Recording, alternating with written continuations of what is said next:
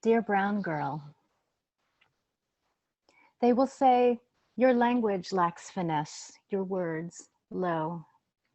They will form air quotes with their white fingers, say something clever about color.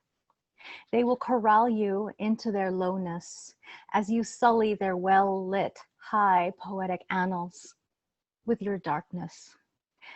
They will say all of these things as they are stealing your language away from you until you cannot speak on your own behalf, until you cannot speak at all.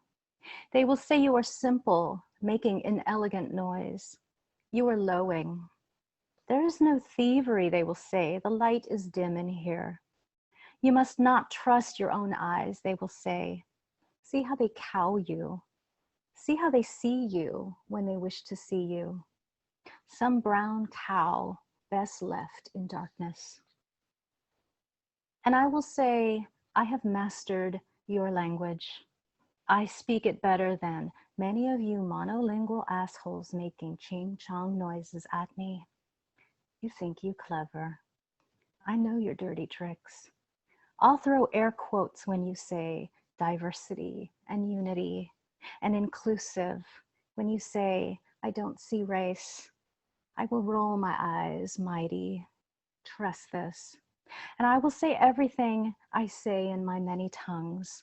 Too much for your mouthing empty words. You don't even know what I'm saying. My noise is inelegant because I'm throwing F-bombs at you, motherfucker. I don't give a shit if you think it's coarse. Yeah, I'm pretty animal. I'm beastly. Are you threatened that this dark monster can holler and drown you out? Dear brown girl, after all this, you still ask me how I arrived at the poem. I want to tell you about my rounded, looping penmanship in berry-scented ink. I want to tell you about typing my words on an old typewriter, pushing its carriage return, poems with no correction tape.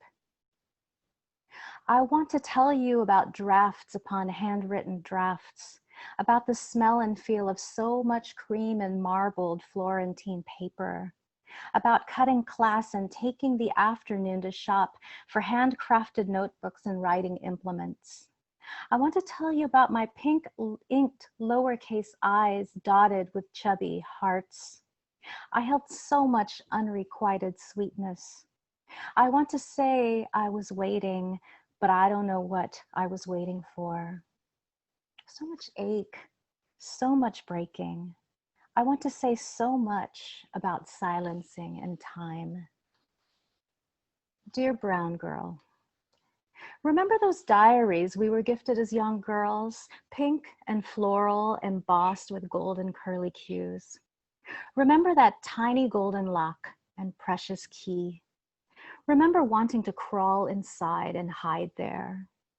Remember how not speaking yielded so many secrets? Remember how you'd write and write, like if you didn't write, you'd just die. Like if anyone ever read what you wrote, you'd just die. They'd say, artista ka talaga, sus Mariose panak, and you'd cry. Of course you'd cry. Remember when you were 19, your poems were so honey-coated. Your language was not really your language. It was fancy. It was so sugary, fancy, and high. You wrote about things you didn't know how to write about. 19-year-old girl living on top ramen and minimum wage. Remember how you blew a whole paycheck on a Waterman Laureate mineral blue fountain pen and tender purple ink, how you transcribed your finished poems into the matching hard-bound violet marbled journal edged with gold leaf. You loved that scratch of gold-plated nib onto paper. You gazed at each glossy page air drying before you turned the page or closed the book. Dear brown girl, nobody ever read your poems back then.